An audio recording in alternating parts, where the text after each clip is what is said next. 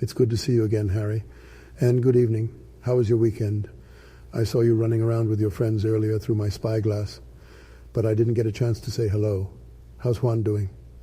I'm sorry, I meant Ron. You're right. There's not many Juans around here. Our Latin American outreach program and advertising campaign doesn't seem to be working out too well. I'm going to do some digging into that. Snape was supposed to travel South America, but if it turns out he spent 2 weeks in Cancun on the school's dime and didn't meet a single prospective student, Merlin's beard, I could slap him so hard he'd sprout bangs.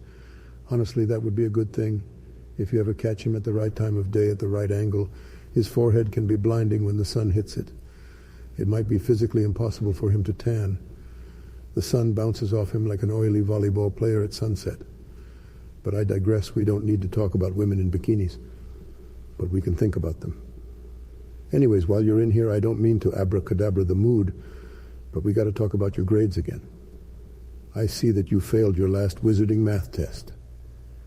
Now, magic math wasn't my favorite class either, but Merlin's beard, we do have to teach something of actual substance here.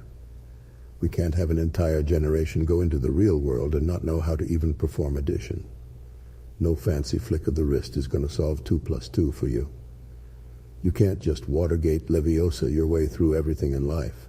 And math is just magic you do with a pencil instead of a wand. A pencil is like a wand too, in a sense. Both made from wood. See, the similarities are endless. I mean, Hufflepuff especially needs to know how to break a $10 or $20 bill into change. That's a joke, lad. It's a roundabout way of saying they're headed into the service industry. Hocus pocus summon a Diet Cocos. Those sort of spells. Seriously, though, we need to get you a tutor, or otherwise you'll be taking summer classes. And I'll be honest with you, my boy, it gets pretty swampy around here in the summer. You ever seen a centaur dip his hindquarters in a pond to cool off? Neither have I, but here's to hoping. But don't worry, I'm sure with a little focus you can bring those grades around. What do you mean, graphing calculator? Is that a spell I don't know? Oh, it's a muggle device for doing math. Fine, just don't let anyone see you. I'll talk with you more tomorrow. Good night.